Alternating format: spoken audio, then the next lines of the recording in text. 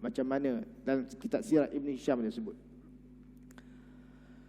Al-Kalbi berkata, Amru bin Luhai yang digelari dengan Abu Sumamah adalah seorang bomoh, kahin, dia kata. Digelar dengan Abu Sumamah. Dia mempunyai pembantu daripada golongan jin. Dia jadikan jin tu khadam dia, yang berkata kepadanya, cepat-cepatlah pergi dari Tihamah dengan keselamatan dan sejahtera, lalu datangilah batu-batu karang di Jeddah. Di sana anda akan mendapati beberapa berhala yang terpendam di bawah tanah. Bawalah berhala itu ke Tihamah dan janganlah takut, kemudian ajarlah orang Arab menyembah berhala itu. Dikatakan orang yang pertama bawa berhala ke bumi Hijaz ialah Amru bin Luhai, yang dikenali dengan Abu Sumamah. Tu orang pertama dicatat. Nair tak sudah. Dia ni rupanya, dia ni Tok Bomo yang menjadikan jin itu sebagai khadam dia. Ana terbayang kadang-kadang macam mana rupa ketika ana tengok cerita A.R. Tompel jadi bomo tu, yang kerpuk-kerpak tu kan. Ana menung tu. Macam mana ketika orang datang, dia nak bagi tahu, kami ni ada hajat, dah tahu dah. Dah tahu dah. Lepas tu dia tengok telur, tengok ayam, tengok ayam panggang apa semua tu kan. Mula balik kelepuk-kelepak tu kan. Ada menung. Rupanya orang yang menjadikan jin sebagai khadam, jin ini juga mereka ada link dengan jin yang lain. Bila kita sana berbincang, oh nak pergi jumpa sekian-sekian, orang nak pergi berubat, dia dah bagi tahu dah link tu pada ni, bomo tu. Khadam bomo tu, khadam itu memberitahu bomo, hajat orang. Sebab tu dia dah tahu dah. Kita pun takjub, dia boleh tahu ya apa hajat kita. Benda tak berkabur, sajanya handai. Saja handai apa kena kelentung. Link itu sudah dibina. Macam ni. Nanti kita sembang bab lain. Macam mana boleh kita, apa hukum menggunakan jin sebagai khadam. Kalau boleh, eloklah. Kalau boleh, kalau tak lepas, ulama-ulama dulu, Nabi pun dulu ajar kelompok daripada jin, mengajar mereka. Dikatakan Syekh Daud Fatani pun mengajar golongan jin. Bukan menjadi khadam kepada jin atau jin menghadami mereka, tak. Mereka hanya ajar. Syekh Daud Fatani ya. Dikabarkan macam tu. Anda baca dalam teks mana anda sebut. Ketika dia mengajar kelompok-kelompok jin itu, macam biasa juga jin bagi hadiah. Dia tak bolehlah sampui, tapi dia bagi hadiah timnya. Dikatakan dia beri tongkolan emas.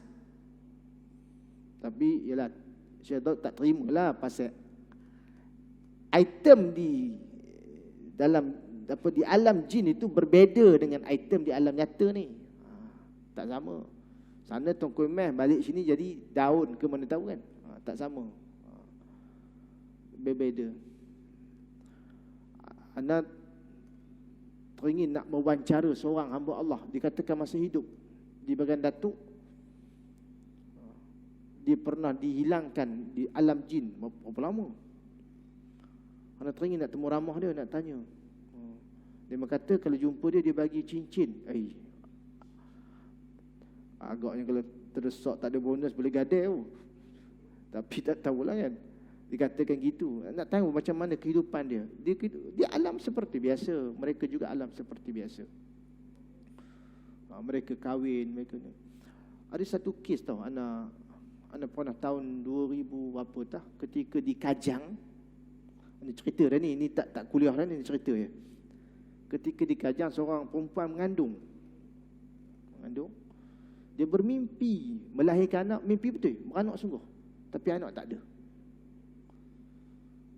Jadi anda pun pergi Sarawak. Sampai Sarawak anda sembang dengan Syekh Nuruddin. Kebetulan dia ada sembang dia. Dia kata benar.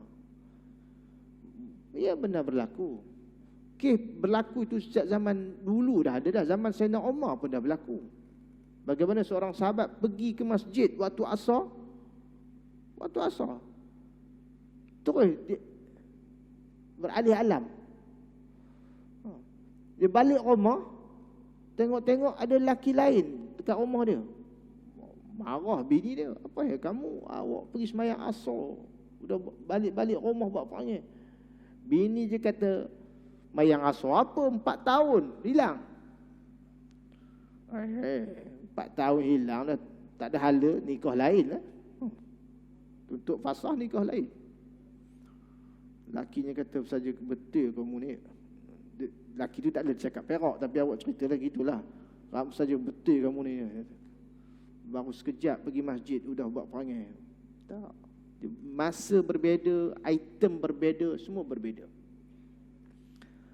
Saja Allah tutup hijab, kita tak nampak lah. Kalau kita nampak, mana rasa tak ada kuliah pun, semua lari. Saja Allah tutup hijab kita.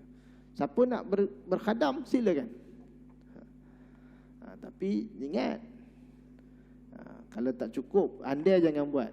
Tak cukup handal dengan ilmu. Kerana dengan ilmu boleh menguasai mereka. Ilmu yang betul lah.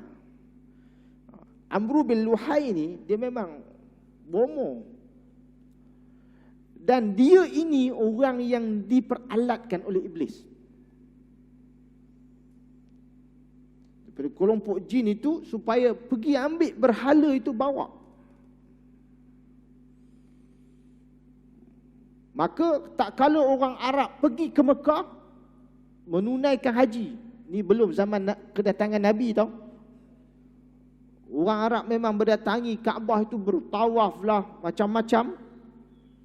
Maka akhirnya patung yang dibawa oleh Amru bin Luhai itu menjadi sembahan.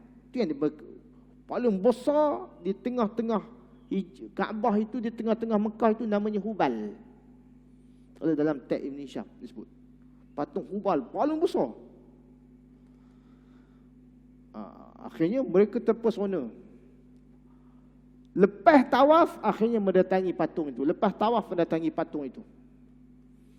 Sebab ajaran pensyariatan haji mendatangi Mekah, memuliakan Kaabah, berlaku zaman Nabi Ibrahim, Nabi Ismail. Betul lagi. Orang masih dalam keadaan betul lagi.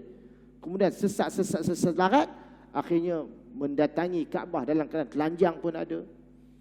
Dalam lepas tawaf pergi pula kepada menyembah berhala pun ada. Itu yang kita melihat dalam teks-teks sejarah menyebut bahawasanya ketika kedatangan Nabi dan waktu Nabi masih berada di Mekah, berapa banyak Kaabah yang berapa banyak berhala yang ada di keliling Kaabah. Terlalu banyak.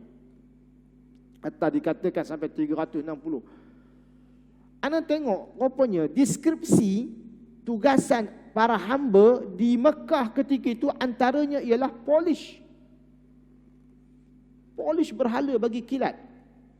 Kerana bila pedagang-pedagang datang ke Mekah untuk berniaga, di antara tarikan heritage itu ialah melihat patung mana yang begitu hebat. Dari segi gilapnya, dari segi cahayanya, pembuatannya, seninya, antaranya itu. Menyebabkan manusia takjub. Memang betul lah iblis, benda yang buruk dan jelek ini dia hias bagi cantik, bagi indah. Jadi Amru bin Luhai ini antara orang yang bertanggungjawab. Dikatakan bahawasanya Amru bin Luhai ini menyerahkan berhala Wud itu kepada Auf, lalu dia membawa berhala itu. Maka hidup di Wadil Qura di Tumatul Jandal. So Amru bin Luhai ini letak patung Wud untuk puak ni. Muka surat 73, patung Suwak dia bagi kepada Bani Huzail. Ada 5 orang soleh tadi kan yang dijadikan patung. Muka surat 74, Yarus dia bagi kepada Malik dan Marsyad. Patung patung Yarus dibagi kepada puak di Yaman. Patung Nasra dibagikan di suatu, apa nama, di perkampungan Ma'di Qarib, muka surat 74. Itulah cerita 5 puncanya dia.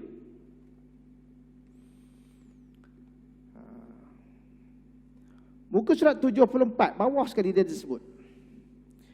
Ibnu Hisham berkata, kami diberitahu oleh Al-Kalbi daripada Abu Saleh daripada Ibnu Abbas, dia berkata, Rasulullah sallallahu alaihi wasallam bersabda, aku dibawa naik untuk melihat neraka.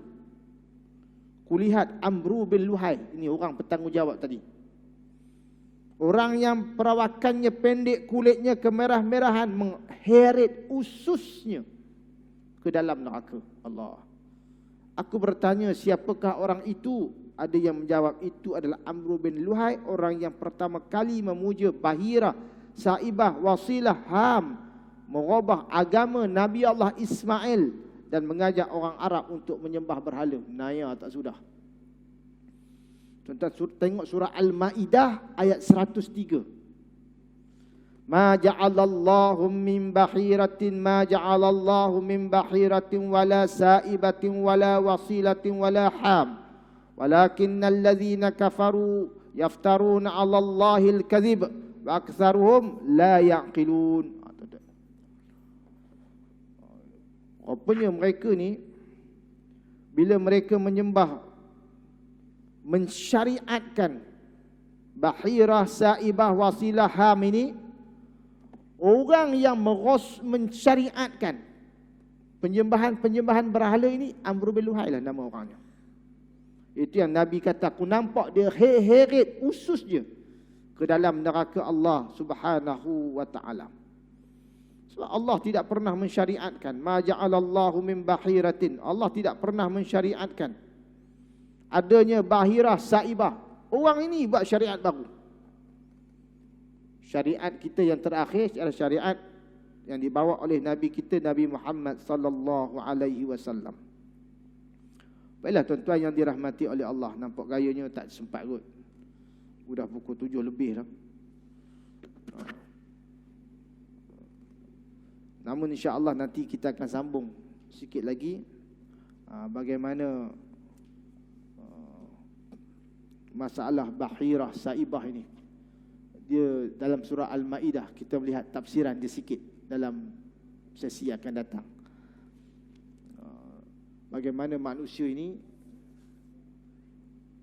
di antara pengkhianatan dia yang paling besar ialah dia merubah syariat Nabi Allah.